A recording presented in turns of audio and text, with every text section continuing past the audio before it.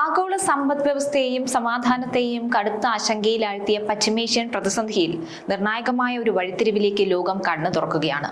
കഴിഞ്ഞ ഏതാനും മാസങ്ങളായി അന്താരാഷ്ട്ര സമൂഹത്തെ ഉത്കണ്ഠയുടെ നിഴലിൽ നിർത്തിയ അമേരിക്ക ഇറാൻ സൈനിക നീക്കങ്ങൾക്ക് വിരാമമിടാൻ പോകുന്ന സൂചനകളാണ് ഇപ്പോൾ പുറത്തു വരുന്നത്. ഇരു രാജ്യങ്ങളും തമ്മിലുള്ള ശത്രുത അവസാനിപ്പിക്കാനും മേഖലയിൽ സാധാരണ നില പുനഃസ്ഥാപിക്കാനുമുള്ള ചരിത്രപരമായ ഒരു സമാധാന ഉടമ്പടിക്ക് വൈറ്റ് ഹൗസ് ഒരുങ്ങിക്കഴിഞ്ഞു എന്ന വാർത്തകൾ പുറത്തുവരുന്നു. ദീർഘനാളത്തെ അനിശ്ചിതത്വങ്ങൾക്കൊടുവിൽ നയതന്ത്ര ചർച്ചകൾ ഫലം കാണുന്നു എന്നതിന്റെ സൂചനയാണ് അമേരിക്കൻ ഭരണകൂടം നൽകുന്നത്. എങ്കിലും ഔദ്യോഗികമായ പ്രഖ്യാപനങ്ങളിൽ ഇറാന്റെ ഭാഗത്തു നിന്നുള്ള അന്തിമ നിലപാട് എന്താകുമെന്ന ആകാംക്ഷയിലാണ് നിലവിൽ ലോകം മുഴുവൻ ഉറ്റുനോക്കുന്നത്.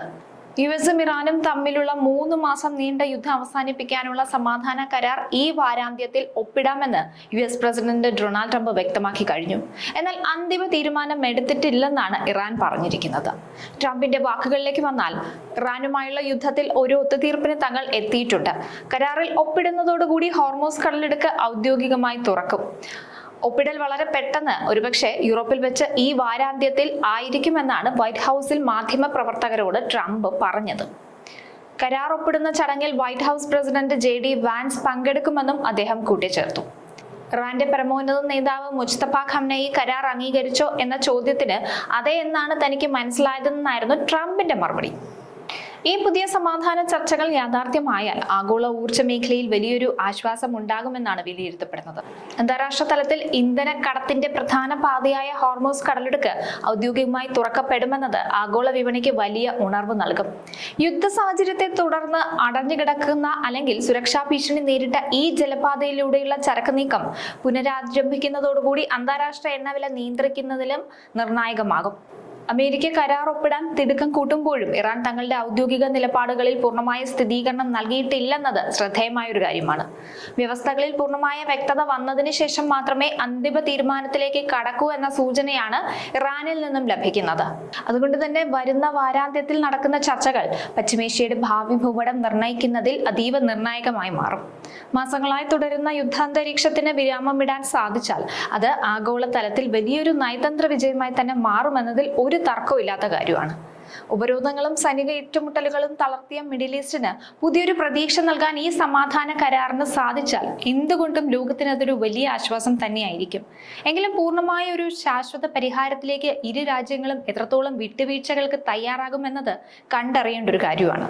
അമേരിക്കൻ ഭരണകൂടം വലിയ പ്രതീക്ഷകൾ പങ്കുവയ്ക്കുമ്പോഴും ഇറാന്റെ ഭാഗത്തു നിന്നുള്ള ഔദ്യോഗികമായ ഒപ്പുവെക്കൽ പൂർത്തിയായാൽ മാത്രമേ ലോകത്തിന് പൂർണ്ണമായി ആശ്വസിക്കാൻ വകയുള്ളൂ.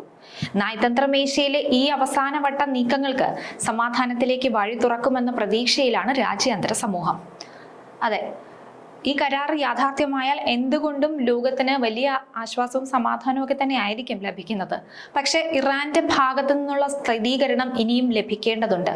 അത് മാത്രമല്ല, ഈ കരാറിൽ ഡൊണാൾഡ് ട്രംപ് എന്തെങ്കിലും നിബന്ധനകൾ കൊണ്ടുവരുമോ എന്നും ഒക്കെ അറിയേണ്ടതുണ്ട്. അങ്ങനെ കൊണ്ടുവന്നാൽ അത് ഇറാന് എത്രത്തോളം സ്വീകാര്യമാകും എന്നൊരു ചോദ്യം അവിടെ നിലനിൽക്കുന്നുണ്ട്. പിന്നെ ഡൊണാൾഡ് ട്രംപിന്റെ കാര്യമാണ്, നമുക്കൊന്നും പറയാനാവില്ല അദ്ദേഹത്തിന്റെ വാക്കുകളെ കുറിച്ച്. രാവിലെ പറയുന്നതല്ല ട്രംപ് ഉച്ചയ്ക്ക് പറയുന്നത്, ഉച്ചയ്ക്ക് പറയുന്നതല്ല വൈകുന്നേരം പറയുന്നത്. അതെപ്പോഴും ഇങ്ങനെ മാറ്റി മാറ്റി പറഞ്ഞുകൊണ്ടേയിരിക്കുന്ന ഒരു ശീലം ഡൊണാൾഡ് ട്രംപിനുണ്ട്. അതുകൊണ്ട് തന്നെ ഈ കരാറിനെ കുറിച്ചുള്ള പല ആശങ്കകളും ലോകരാജ്യങ്ങൾക്കുമുണ്ട്. എങ്കിലും ഇങ്ങനൊരു കരാർ യാഥാർത്ഥ്യമായാൽ നിലവിൽ ഉള്ള പ്രശ്നങ്ങൾക്കൊക്കെ ഒരു പരിധിവരെ പരിഹാരമുണ്ടാകും. പ്രത്യേകിച്ച് പശ്ചിമേഷ്യയിലെ ഹോർമൂസ് കടലിടുക്കുമായി ബന്ധപ്പെട്ടുണ്ടായ ഇന്ധന പ്രതിസന്ധി, രാജ്യാന്തര വിമാന സർവീസുകളിലെ പ്രതിസന്ധി, പ്രവാസികളുമായി ബന്ധപ്പെട്ട് നിൽക്കുന്ന കാര്യങ്ങൾ. എന്തായാലും ലോകരാജ്യങ്ങളൊക്കെ ഉറ്റുനോക്കുന്നത് പോലെ എത്രയും വേഗം ഈ സമാധാന കരാർ യാഥാർത്ഥ്യമാകട്ടെ എന്ന് തന്നെ നമുക്ക് പ്രത്യാശിക്കാം.